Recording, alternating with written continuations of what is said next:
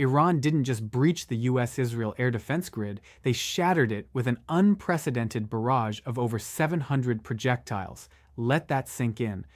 And none now watch the implications unfold. The attack saw a massive volley of Fateh 3113 and Imad ballistic missiles targeting key strategic installations. Take Nevatim Air Base, for example. This is where Israel's stealth F-35I Adir fleet is housed. The damage reports indicate direct hits on hangar facilities and runways. This isn't just cosmetic. This is about operational capacity. An F-35 requires a specific operational environment, and those facilities are engineered for a reason. Repairs are not quick. The cost to replace or repair one F-35 alone exceeds $100 million, and even a hangar designed to protect it costs tens of millions. The precision demonstrated by these Iranian missiles, particularly the Imad, with its maneuverable re-entry vehicle, means they weren't aiming for empty desert. They were aiming for high-value targets. And stay with me. Consider the U.S. command and control nodes within the region. We are talking about sites that coordinate intelligence sharing, early warning, and response protocols. At least one significant U.S. radar installation in the Negev, a critical component of the early warning system against such attacks, sustained multiple impacts. This system is designed to provide precious minutes of warning. Its incapacitation means a significant reduction in reaction time for future threats. It represents years of joint development and billions in investment. This isn't just about a radar dish. It is about an entire architecture of deterrence. It is about a loss of situational awareness that cannot be easily or quickly restored.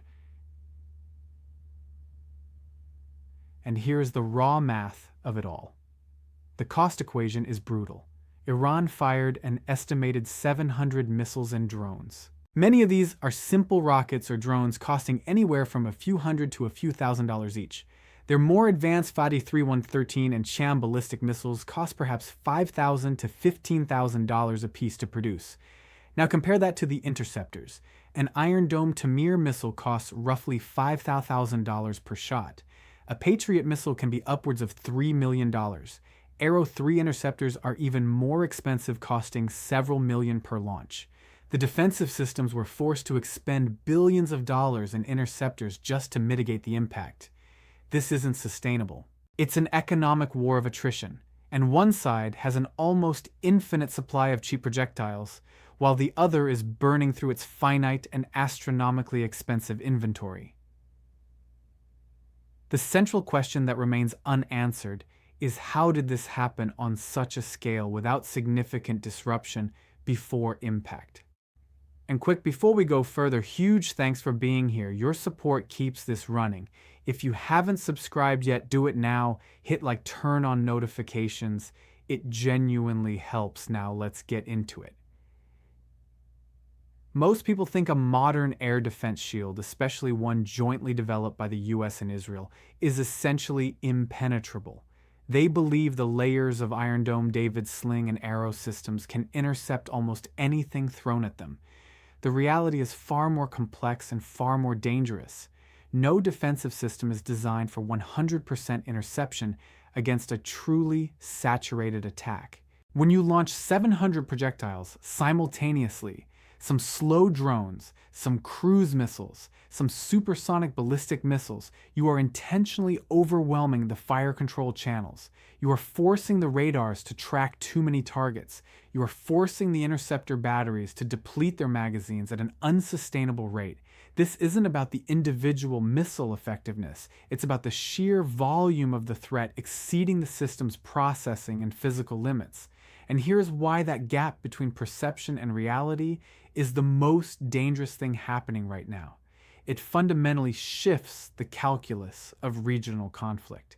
It tells every potential adversary that even the most sophisticated layered defense can be broken if you are willing to spend enough on expendable rockets. Here's what that tells you.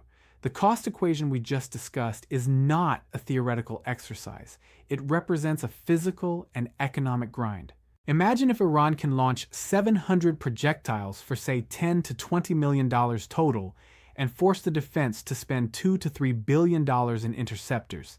That is an asymmetric ratio of 1 to 100 or 1 to 200. Over time, such an exchange rate makes defense economically unfeasible. You cannot replace Patriot batteries or Arrow 3 systems as fast as the enemy can mass-produce rudimentary rockets and drones. You cannot sustain a defense budget that is perpetually burning through billions to counter threats costing millions. It drains arsenals, it depletes national reserves, and it impacts the ability to respond to other threats. The sustained cost of defense becomes higher than the cost of multiple offensive attacks. That reality changes everything for military planners and strategists around the globe. Let me be precise about what we know and what we absolutely do not know. What we know is that the targeting was remarkably effective. We know the number of projectiles launched according to satellite intelligence and early warning systems was indeed in the hundreds. We know that critical infrastructure, not just empty fields, took direct impacts. We know that the defensive systems were active for an extended period, expending an enormous number of interceptors. The visible damage reports confirm significant hits to runways, hangars, and at least one radar facility. This isn't conjecture. This is confirmed by multiple intelligence sources and open-source imagery. Chenhua-san, what we do not know is the precise extent of classified systems compromised. We do not know the full casualty count beyond the initial public statements, which are always conservative in such scenarios. We do not know the internal damage assessment for systems that may appear externally intact but suffered internal component failure due to blast concussive force or electromagnetic pulse effects. We do not know the specific intelligence Iran gathered on the shield's vulnerabilities through this attack, whether they were testing specific gaps or validating new tactics. And perhaps most critically, we do not know the long-term operational impact on the F-35 fleet or other high-value assets that were either hit or narrowly missed. The silence around these precise details speaks volumes about the severity of the intelligence vacuum. Now understand what this means for other players on the world stage.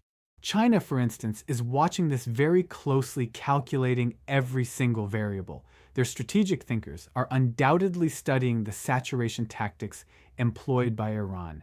They are asking themselves how many missiles and drones would it take to overwhelm U.S. carrier battle groups or Taiwanese air defenses in a cross-strait invasion scenario. This event validates their investment in hypersonic missiles and massive conventional missile stockpiles.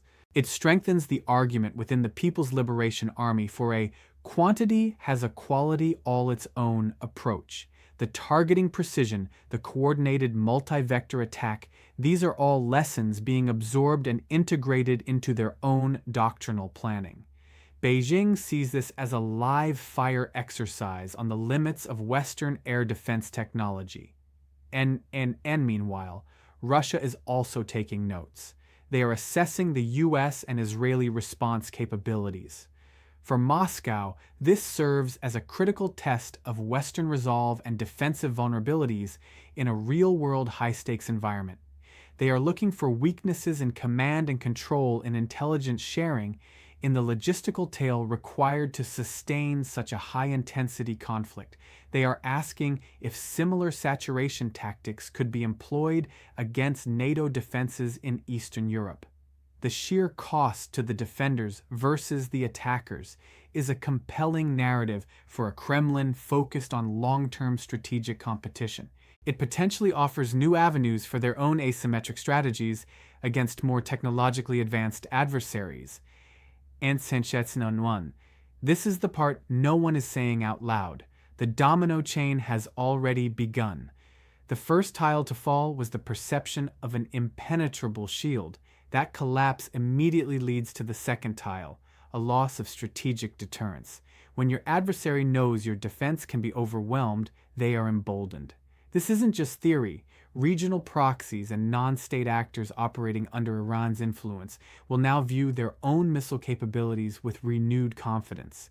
This will inevitably lead to an escalation in skirmishes and attacks across the region, knowing that the primary defense layer is not as robust as once believed. The third tile is economic shockwaves. Oil prices will react sharply to this perceived instability and the threat of further escalation. Supply chains will tighten. Global markets will become more volatile. This will impact the price of everything from gasoline at the pump to manufacturing costs worldwide. The fourth tile is political instability, both regionally and domestically within the US and Israel. Questions will be asked about intelligence failures, about defensive preparedness, about the strategic options moving forward. These questions will create rifts. They will weaken leadership. They will fuel resentment. The fifth and final tile is a reevaluation of alliances and security guarantees. Smaller regional partners who relied on the US and Israeli defensive umbrella will now feel exposed. They will begin to look for alternative security arrangements or consider appeasing the new emboldened regional power. The operational mechanism here mirrors something we saw play out in the 1991 Gulf War. During Desert Storm, Iraq launched hundreds of Scud missiles at Israel and Saudi Arabia. While many were intercepted by Patriot batteries, the sheer volume and unpredictable nature of the attacks forced a massive reallocation of resources and created significant political pressure. The Patriot system, despite its successes, was not perfect, and the psychological impact of repeated missile attacks was enormous. The focus then was on defending against a conventional ballistic missile threat with a single-layer system. Today, we are talking about a multi-layered, sophisticated defense, but the principle of overwhelming saturation remains constant. The Scuds forced Israel to consider retaliation. This attack forces the same wrenching choices on a far greater scale with far more precise and destructive weapons. The fundamental vulnerability to a low-cost, high-volume attack remains a persistent challenge for even the most advanced militaries. Now, how many more such attacks can be absorbed before the strategic landscape fundamentally shifts beyond recognition? Now, there are exactly two paths forward from this moment. Path 1 is massive and immediate retaliation. The morning after this path means a new major military conflict in the Middle East. It means US and Israeli forces conducting sustained large-scale strikes against Iranian missile facilities, command centers, and Revolutionary Guard assets. Oil prices would likely spike above $150 a barrel instantly. The Iranian government would rally its population around a narrative of national defense and sacrifice. They would call on every proxy from Lebanon to Yemen to launch coordinated attacks against US and Israeli interests globally. The American president would face a joint session of Congress demanding immediate funding for a prolonged war and potentially authorizing a draft. Gulf states would be caught in the crossfire, their economies and populations immediately at risk. This path leads directly to a region engulfed in fire. Enchan Path 2 is strategic de-escalation and a renewed diplomatic push. The morning after this path means an immediate de-escalation of rhetoric and a concerted international effort to open back channels. It means a scramble to reinforce regional defenses with more advanced and more numerous interceptors. It means intense negotiations, potentially involving third parties like China or Russia, to broker some kind of ceasefire or de-escalation agreement. Oil prices would remain elevated due to uncertainty, but not explode as dramatically. The Iranian government would claim a strategic victory, having demonstrated its capabilities and the vulnerability of its adversaries without triggering full-scale war. The American president would face intense criticism for a perceived weakness, but might secure a precarious peace for the immediate term. Israel would have to consider fundamental changes to its defense posture and potentially its deterrence doctrine, relying more on covert action and less on overt military responses. This path leads to an uneasy and volatile peace where the underlying tensions remain unresolved. The core vulnerability exposed by this event is not just technological, it is strategic. It is about the cost of defense versus the cost of offense. It is about whether a technologically superior force can be defeated not on the battlefield, but in the ledger. The cost equation has now fundamentally shifted the calculus. One side has a strategy built on the limitless production of cheap projectiles. The other has an increasingly expensive and finite shield. The morning after this attack, one side knows the shield can be broken. The other is left with the stark reality that they cannot afford to keep fixing it.